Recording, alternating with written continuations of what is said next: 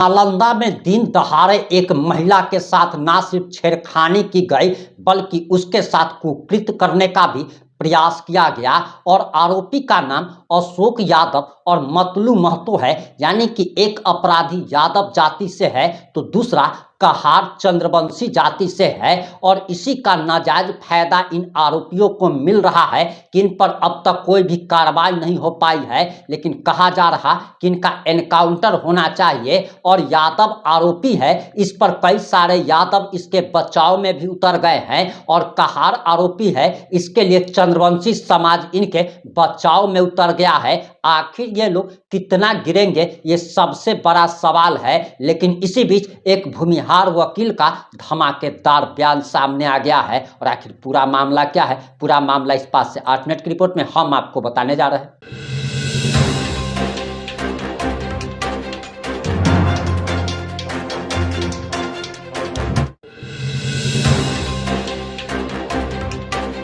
नमस्कार, मैं प्रिंस कुमार सिंह और आप देख रहे हैं पॉजिटिव इंडिया। अगर अभी तक आपने चैनल को सब्सक्राइब नहीं किया है तो खबरों से अपडेट रहने के लिए कृपया चैनल को सब्सक्राइब कर लीजिए और जो लोग ऑलरेडी कर चुके हैं तमाम लोगों को हृदय धन्यवाद। अब वापस आते हैं अपनी खबर पर और कहा जा रहा कि यादव अपराधी का एनकाउंटर होना चाहिए, पुलिस इसका एनकाउंटर करेगी और इसी पर भूमिहार वकील भी बीच में कूद पड़े हैं। और भूमिहार वकील ने आखिर क्या कहा है, आप जरा ये बयान सुनिए। अजयपुर गांव है वहां एक विवाहिता महिला के साथ जो दुर्व्यवहार हुआ है, जिस तरीके से रोड पर सड़क पर उनके साथ अभद्रता की गई है, जिस तरीके से वीडियो बनाकर उनको अपमानित करने का कोशिश किया गया सरेआम कुछ वहां के दबंगों द्वारा, जिनको कथाकथित अखबार वाले दबंग कह रहे हैं या फिर मीडिया वाले, जो देखने से सड़क छाप टपोरी छपरी के अलावा कुछ लग नहीं रहा है, या फिर लेबर की तरह दिखने वाले ऐसे लोग। इसको अगर सही तरीके से देखा जाए तो बिहार में महिला सुरक्षा के मामले में यह बहुत बड़ा खेद माना जाएगा कि सड़क पर इस तरीके से उसके साथ अभद्रता हो रही थी, वीडियो सरेआम बनाया जा रहा था, लोग तमाशबीन बने हुए थे, बाकायदा वीडियो बनाया जा रहा था। महिला वैसे कह रही है कि ग्रामीणों के जुटने के बाद मुझे छोड़ दिया गया, उसके कपड़े फाड़े गए थे। बिहार है, हम मणिपुर पर बड़े लंबे चौड़े भाषण दे रहे थे। माननीय गृह मंत्री जी, ऐसी घटनाएं आपके गृह मंत्री बनने के बाद अगर बिहार में होंगी, खासकर मुख्यमंत्री जी के गृह जिला में होंगी, बिहार का छवि अंतर्राष्ट्रीय स्तर पर एकदम प्रचंड हो जाएगा। बुलंदियों का जो इसका ध्वजा है एकदम लहराते रहेगा। यही मगध, इस मगध की धरती पर इस तरीके का अगर महिलाओं के साथ अपमान होगा। नमस्कार कुमार गौरव, बिल्कुल ध्यान है। लेकिन एक बात समझने योग्य है कि ठीक है, कुछ लोग कह रहे हैं कि नहीं भैया, ये क्या कहते हैं, वो औरत के साथ जो बताई है कि हम सौदा लेने गए थे दुकान पर, वहां इन लोग अचानक से इनके साथ ऐसा कर दिए। वो लड़की अपने मायके में रह रही थी। मतलब सोचिए कि अपने मायके में, लोग पहले सोचता था कि औरतें अपने ससुराल में सुरक्षित नहीं है, बाहर सुरक्षित नहीं है, लोग अपने गांव में सुरक्षित नहीं है, अपने मायके में सुरक्षित नहीं है। औरतें कहां सुरक्षित है, महिलाएं कहां सुरक्षित है? ये तो बहुत बड़ा एक सवालिया निशान खड़ा करता है कि विश्व जो है वो युद्ध की तरफ बढ़ रहा है दूसरे देशों में, और यहां अपने घर में महिलाएं सुरक्षित नहीं है। भारत का एक अलग ही मुद्दा चल रहा है, नेशनल न्यूज बन के रह गया है। हर एक इंस्टाग्राम खोलिए, फेसबुक खोलिए, न्यूज खोलिए, यही वीडियो चल रहा है। व्हाट्सएप खोलिए, लोग व्हाट्सएप पर यही भेजे हुए हैं। आप सोच सकते हैं कि इस तरीके की घटना बिहार के लिए कितनी शर्मनाक है। नूरसराय थानाध्यक्ष महोदय से उन्होंने एक विज्ञप्ति जारी की है जिसमें लिखा है कि 2 लोगों की गिरफ्तारी हो गई है, बाकियों के लिए छापेमारी चल रही है। 24 घंटे से अधिक हो गया, 48 घंटे से अधिक हो गया है, छापेमारी चल रही है भाई। सिर्फ गिरफ्तारी नहीं, सजा सुनिश्चित कीजिए। सिर्फ गिरफ्तारी से नहीं होगा, इनके लिए ऐसी कड़ी सजा सुनिश्चित कीजिए कि आगे कोई इस तरीके का काम करने से पहले सोचे, मतलब ख्याल भी किसी के मन में नहीं आए। इसकी जिम्मेदारी प्रशासन के ऊपर है। अगर प्रजा ही या भीड़ तंत्र न्याय करने लगा, जो इन लोगों ने किया है, जो भीड़ ने इस महिला के साथ किया, अगर भीड़ अपने हाथ में ले लेना है तो फिर लोकतंत्र की हत्या हो जाएगी।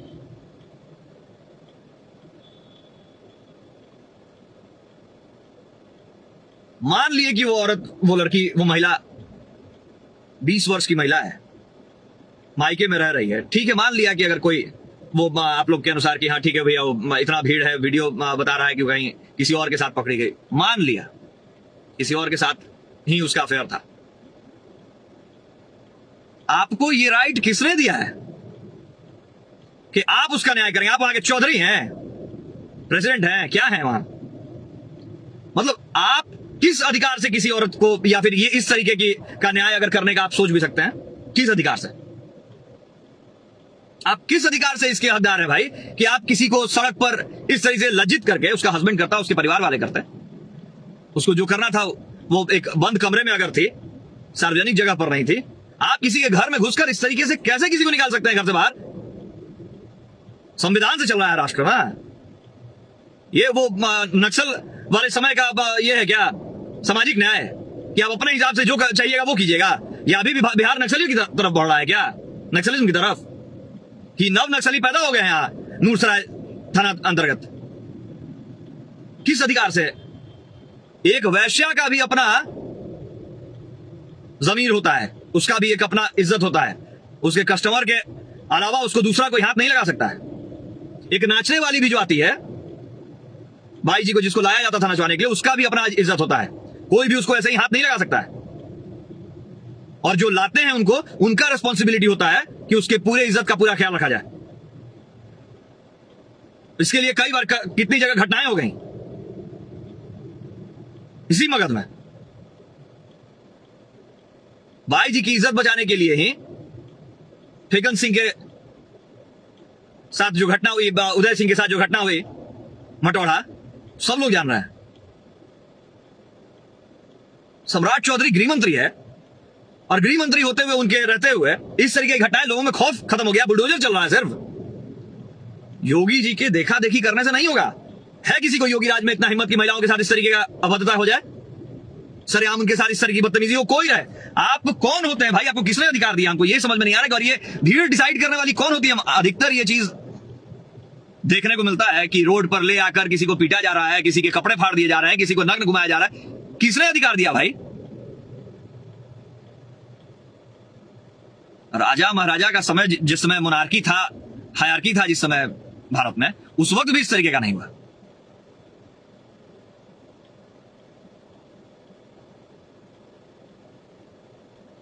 आप होते कौन हैं न्याय करने वाले या फिर इस तरीके का अभद्रता करने वाले अपने मन से? और ऊपर से आप कह रहे हैं इतना बेखौफ होकर की वीडियो बनाओ। खत्म हो गया ना डर? पर्सनल चॉइस है, कौन क्या अपने घर में कर रहा है, कौन किसके साथ रिलेशनशिप में है, कौन किसके साथ रहना चाहता है, नहीं रहना चाहता, ये पर्सनल चॉइस है। ये हर व्यक्ति का प्राइवेट मामला है। मोरल ग्राउंड्स वो खुद तय करेगा कि उसके लिए मोरालिटी क्या है, नहीं है। आप और हम नहीं उसके लिए तय करेंगे कि वो क्या करेगा कि नहीं करेगा। आप उसके बाप नहीं। और आजकल तो बाप भी 18 साल के बाद जब बालिग हो जाए कोई, तो बालिग होने के बाद आप उसका चयन नहीं। आज सुप्रीम कोर्ट हस्तक्षेप नहीं कर रहा है, एडल्ट्री को क्रिमिनल एक्टिविटी नहीं मानता है। यहां सुप्रीम कोर्ट ने कह दिया कि adultery is not a crime. आप और हम कौन होते हैं? अरेस्टिंग हुई है गुल्लू बाबा, हाईकोर्ट तो स्वतः संज्ञान इस पे लेता तब अगर नहीं कार्रवाई हो रही होती। लेकिन ये जो मन लोगों का बढ़ा हुआ है, किस आधार पर? किसी महिला के साथ आप इस तरह, या किसी पुरुष के साथ भी क्यों होगा? आप 18वीं सदी में जी रहे हैं क्या? कि भीड़ डाइन के नाम पे किसी को निकाली और जिंदा जला दिया। और आप पर्सनली कौन क्या कर रहा है अपने घर में, अपने बिस्तर पे, अपने बॉयफ्रेंड के साथ, अपने रिश्तेदार के साथ, अपने पति के साथ, आप उसका लेखा जोखा रखने वाले कौन होते हैं? क्योंकि लड़की मायके में रह रही थी तो सबके लिए एक ऑफर हो गई क्या?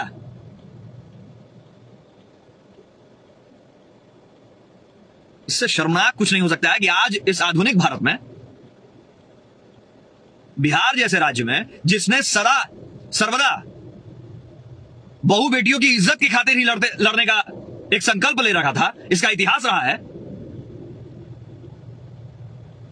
एकलव्य लड़ते हुए मारा गया। एकलव्य के बारे में अगर आप महाभारत आप लोगों ने पढ़ा होगा, श्रीमद् भागवत आपने पढ़ा होगा या जानकारी होगी,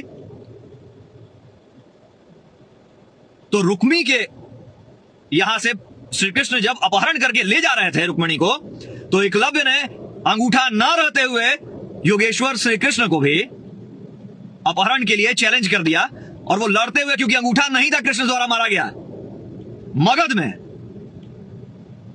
और उसी मगध में सरेआम इज्जत तार तार की जा रही है किसी महिला की, और लोग तमाशबीन बनकर उसका वीडियो बना रहे हैं।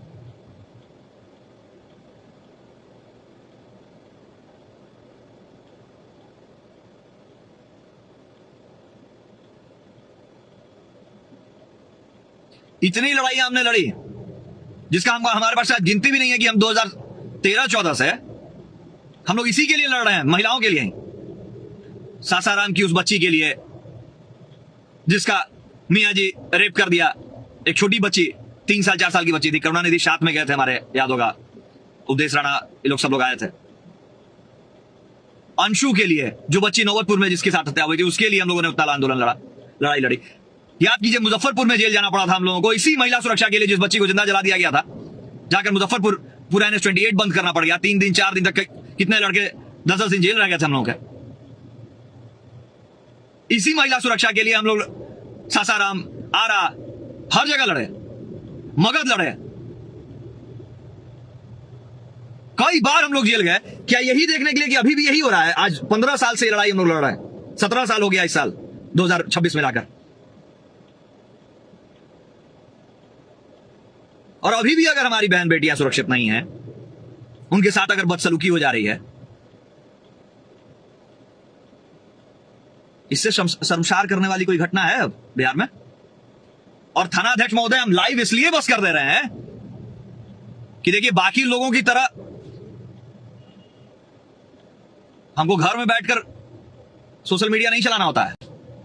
हम अपनी बात रख देते हैं और उसके बाद कोई कार्य करते हैं, ताकि आप लोगों के पास पहले ही एक नोटिस चला जाता है कि हमने ऐलान कर दिया है, और उसके बाद अगर नहीं कुछ हुआ है तब हम कहीं पहुंचे, या फिर उसके बाद कोई हम अपने हिसाब से एक्शन लेंगे। तो हम एक बार फिर इस लाइव के माध्यम से नालंदा प्रशासन से गुहार करते हुए ये कह रहे हैं कि 72 घंटों में इन सारे आरोपियों की गिरफ्तारी सुनिश्चित कीजिए, अन्यथा हम लोगों को आना पड़ा अगर नालंदा, और हम जल्द ही आने की कोशिश करेंगे। अगर नहीं हुआ सही में तो गिरफ्तारी 72 घंटे में। आज का आपका 48 घंटा, 2 गिरफ्तारी हो गया, बाकी लोगों की गिरफ्तारी 72 घंटे के अंदर। नहीं तो फिर जैसे जो हम लोगों को करना पड़े, फिर हम लोगों का अपना यह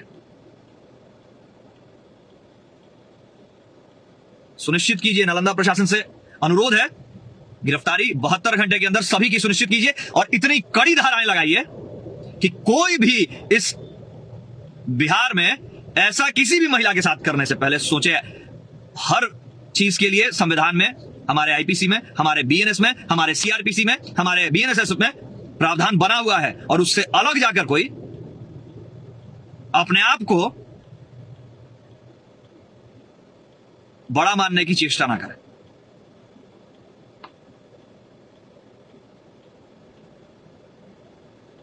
हमारी लड़ाई अब पहले अपने घर में है, ठीक है? तो पहले घर सुधारेंगे, उसके बाद आगे निकलिए। इस तरीके के लोग आपके खुद के घर को दूषित कर रहे हैं, ये कोई बाहर से नहीं है। और जैसे जितने भी इस मानसिकता के लोग हैं, उनके लिए एक सबक बनना चाहिए। ये लोग सड़क पर लाकर इतनी कुटाई कीजिए इन लोगों की, और वैसे ही वीडियो बनवाइए, ताकि लोगों में ये समझ में आए कि हाँ, ये फ्लैग मार्च वाला सिस्टम, कि इस तरीके का कुकृत्य करने वालों के साथ क्या सलूक किया जा सकता है। एकदम सड़क पर लाके इनकी कुटाई होनी चाहिए, ताकि आगे से जो कोई देखे भी इनको, उसके मन में इस तरह के ख्यालात ना आए कि वो खुद से किसी भी महिला के ऊपर या महिला को हाथ लगाने की कोशिश करे उसके बिना मर्जी के। 72 घंटे का समय देंगे, और 72 घंटे के बाद हम नालंदा होंगे। बाकी वहां हमारी बातचीत चल रही है वहां के लोगों से भी, और जल्दी हम सारी रिपोर्ट हम निकाल कर आप लोगों तक भी पहुंचवा देंगे। महादेव, इतना हम इसलिए बस कह दे रहे हैं कि ये वीडियो रिकॉर्डेड होता है, मेरा कोई वीडियो डिलीट नहीं होता है। हम प्रशासन से पहले गुहार लगा चुके हैं, 72 घंटे के अंदर जितना दूर तक पहुंचा सकते हैं इस वीडियो को सो पहुंचा दीजिए। हमारा काम करने का तरीका अलग है, हम अपने हिसाब से काम करेंगे। फिर अब आपकी क्या प्रतिक्रिया, अपनी प्रतिक्रिया जरूर दीजिएगा। जुड़े रहे हमारे साथ। जय हिंद, जय भारत।